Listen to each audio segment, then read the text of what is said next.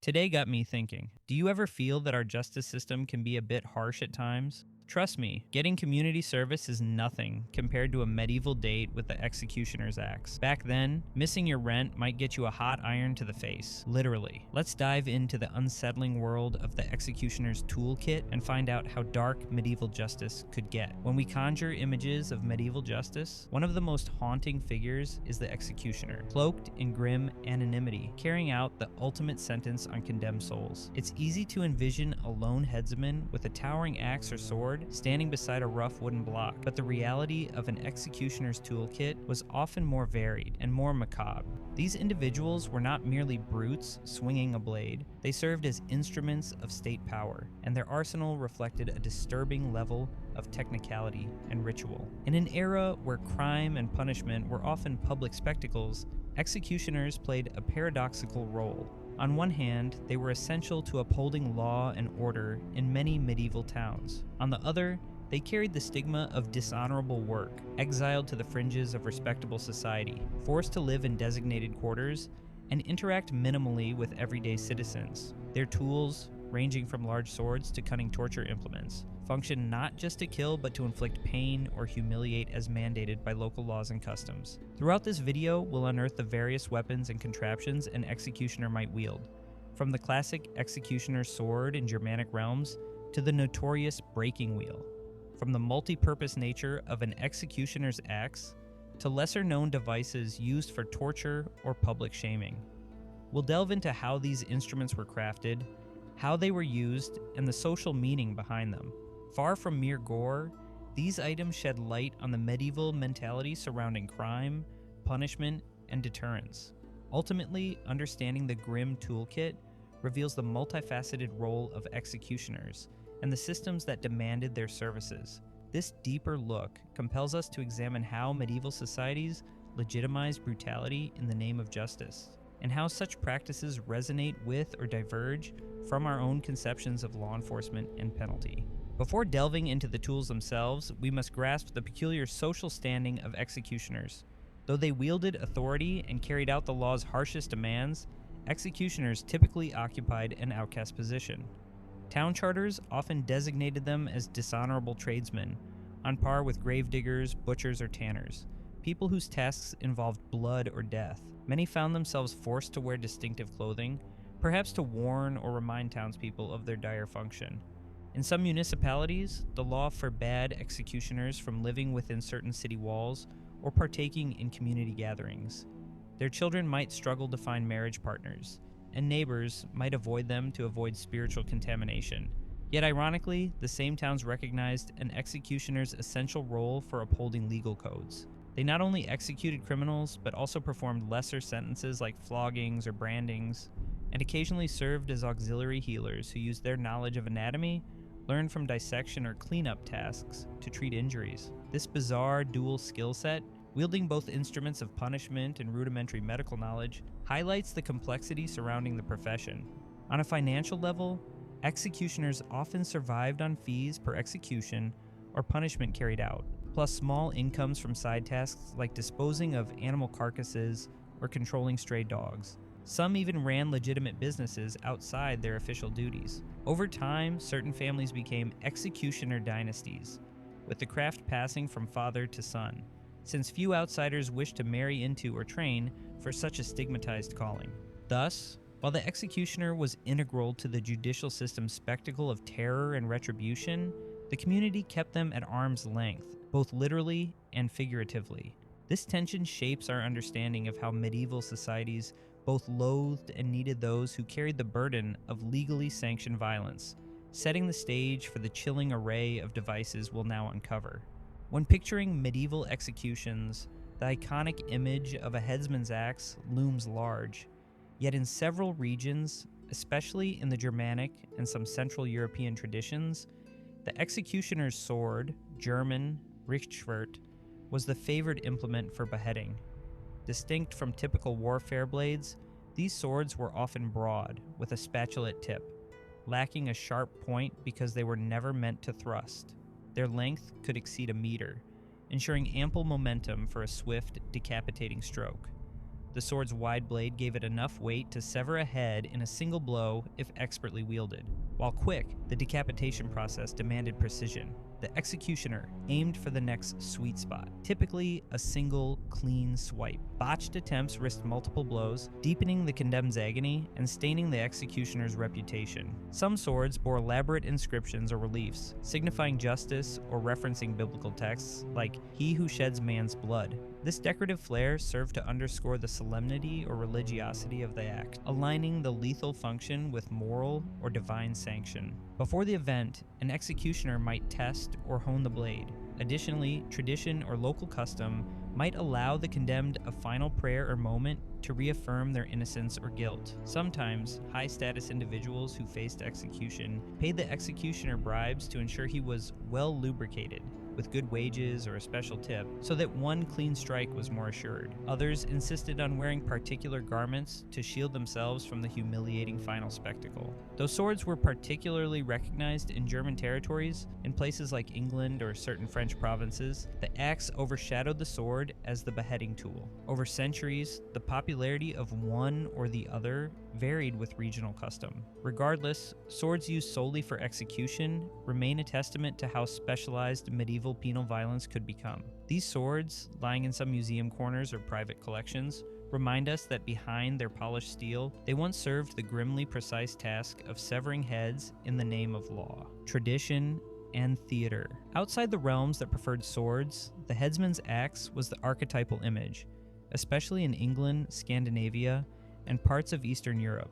The headsman's block and axe formed a near-literal stage for capital punishment, typically performed in public squares. This public dimension turned beheading into a spectacle of deterrence. Crowds assembled to see justice served and to reaffirm the monarchy's or city council's power. The block, usually sturdy and waist-high, let the condemned kneel or lay their head, ensuring a stable target.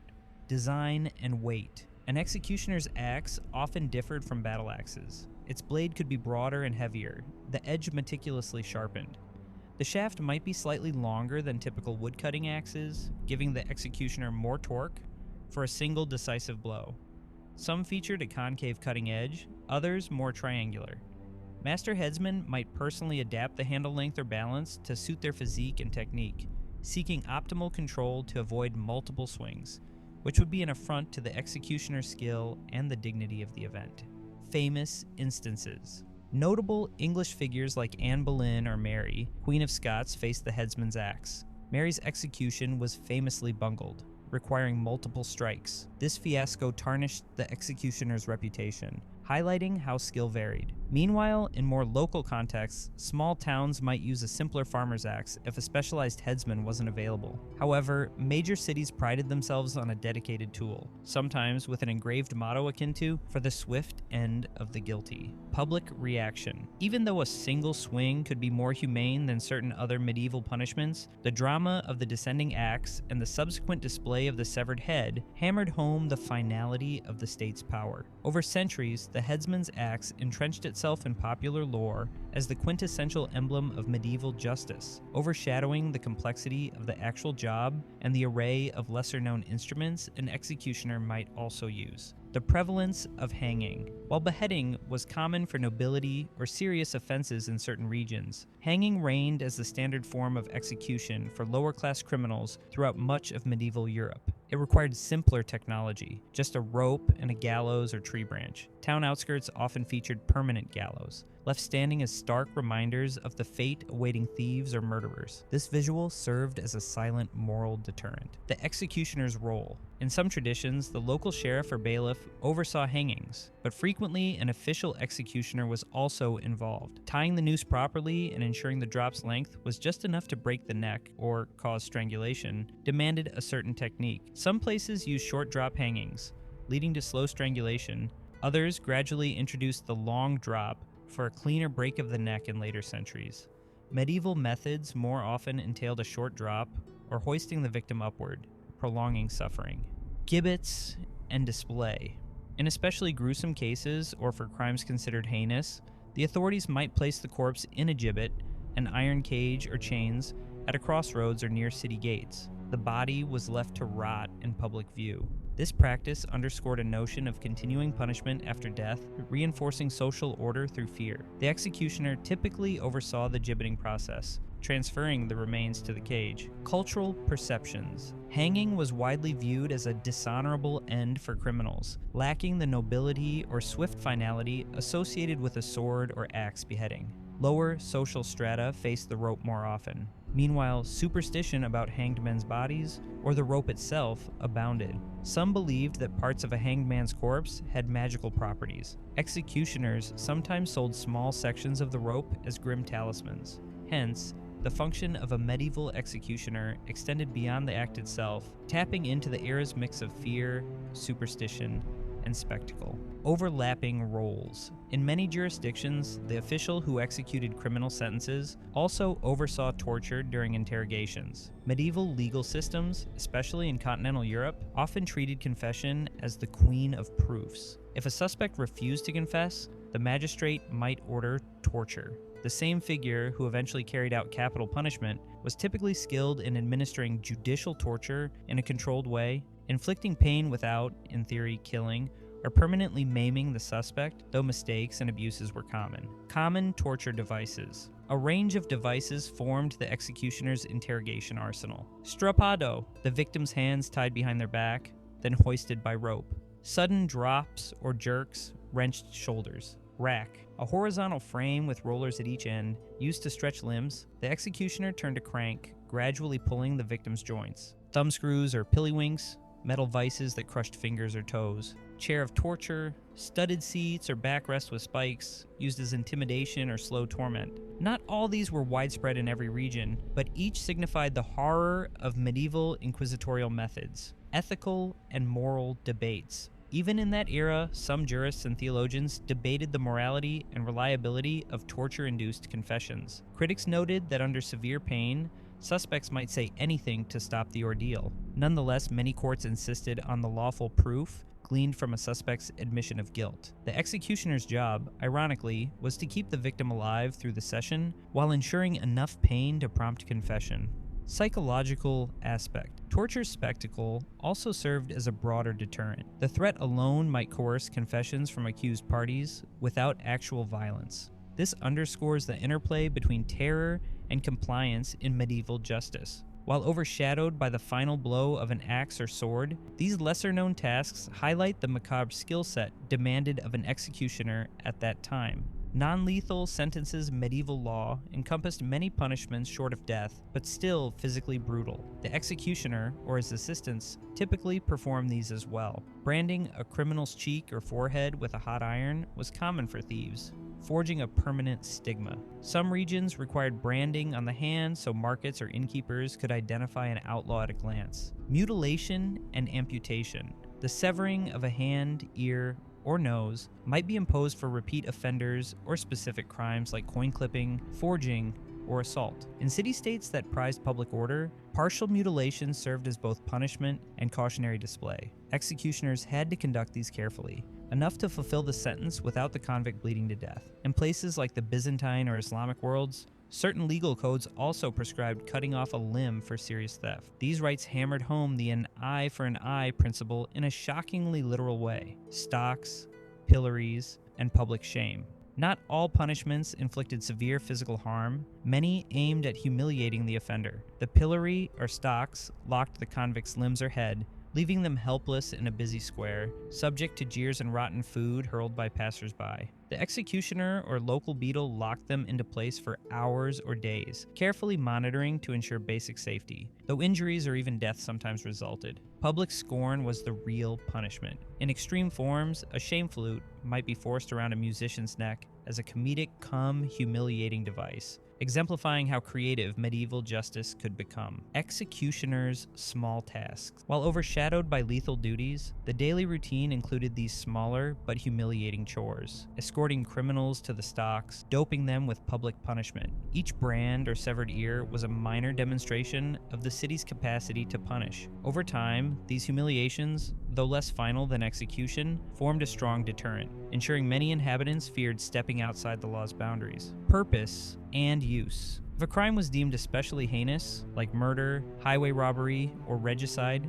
Some medieval law codes authorized the breaking wheel, or Catherine wheel. This gruesome contraption involved binding the condemned, often to the ground or a large wheel, and systematically fracturing limbs with iron bars or the wheel's rim. Executioners used precise strikes, designed to prolong agony. The victim's body might then be woven onto the wheel's spokes and hoisted upright, leaving them to die slowly from shock or exposure. Symbolic significance. The wheel combined physical torment with a public display. Towns typically performed this act in an open field or designated execution hill, letting onlookers witness the extended suffering. The measure aimed to show unwavering condemnation of the criminal's offense and deter would-be imitators by ramping up the horror factor. Some regions demanded the executioner deliver a coup de grace after the ritual to end the convict's misery. Others allowed the victim to linger.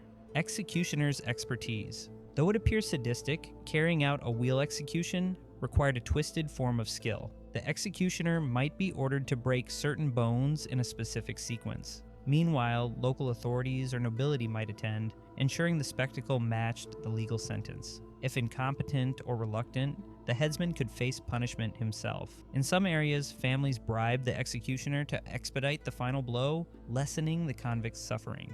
Morality and fear. The wheel exemplifies an extreme confluence of law, public terror, and ritual. Critics, even in medieval times, found it excessive. Yet many pious onlookers believed such a terrifying demonstration reaffirmed the moral order. Over time, some states abolished or reduced these extended tortures, bowing to emerging humanitarian sentiments or Renaissance legal reforms. But in the era of the warhammer or the sword, the wheel stood out as the darkest side of medieval judicial might, illustrating the extremes an executioner's toolkit could reach. Witch trials and burning. Across late medieval Europe, accusations of witchcraft or heresy sometimes led to savage punishments. Executioners were called upon to burn convicted witches at the stake, or, in certain cases, strangle them prior to burning. The stake itself, often built in a city square or a field, became a chilling public spectacle. While local priests might pray with the victim or offer a final chance to recant, the executioner oversaw the pyre's arrangement. Sometimes they used a quick strangulation from behind, so the actual flames consumed only the corpse. However, not all places used this merciful approach. Some insisted on the victim burning alive. The Inquisition's tools. Inquisitorial courts, especially in Catholic regions, harnessed the executioner's interrogation skills to force confessions from alleged heretics. Tools like the rack or strappado re-emerged, sanctioned by religious authorities convinced they were saving souls from damnation. If the convict refused to repent, the auto da fe ceremony might end in public burning, with the executioner lighting the pyre. This hammered home the idea that heretical deviance threatened society's spiritual fabric, requiring an equally dramatic purge. Social impact. These sensational events left deep cultural scars. Rumors about torture chambers in cathedrals or inquisitorial dungeons circulated widely. In practice, some inquisitors sought confessions more than they demanded lethal sentences, but the threat lingered. The executioner thus performed not merely a civic function, but at times a religiously mandated task, bridging church and state's impetus to eradicate spiritual evils. Transition to early modern persecutions. While witch burning peaked more in the 16th to 17th centuries, medieval precedents set the stage. The apparatus for publicly punishing sorcery or theological treason was already in place. Over centuries, as tensions rose during the Reformation, executioners found themselves busier than ever, fulfilling the continuing calls for heresy trials. These episodes highlight how the toolkit not only physically inflicted punishment, but also served a robust ideological agenda, maintaining spiritual conformity through fear, training, and precision. Despite the savage nature of the job, a professional executioner required a certain artistry. Training might involve practicing cuts on animal carcasses or mannequins to refine the angle and force needed for a swift beheading. The skill in using a sword or axe to decapitate in one blow demanded deep familiarity with balance, grip, and the condemned's posture. For torture, the executioner learned how to inflict pain without initially killing. This mastery encompassed anatomy understanding, where to strike or clamp to produce maximum anguish or quick fatality. Adapting tools. Executioners sometimes collaborated with local blacksmiths to craft or customize their gear. They might specify the weight distribution of a beheading sword or shape the hammerheads for certain punishments. In large towns, the headsman might own multiple blades for different criminals, a lighter sword for a smaller frame, for example. Contrariwise, traveling executioners in smaller regions had to be resourceful, using simpler gear for multiple tasks from branding to floggings. Reputation and professional pride. Being an executioner didn't inevitably mean sloppy or gratuitous brutality. Some prided themselves on delivering a clean kill or an efficient punishment. Chronicles record how a famed headsman's repute could travel between cities, occasionally leading to them being called in for high-profile executions. Indeed, nobility or wealthy families might seek a renowned executioner for the final act to ensure minimal suffering or embarrassment.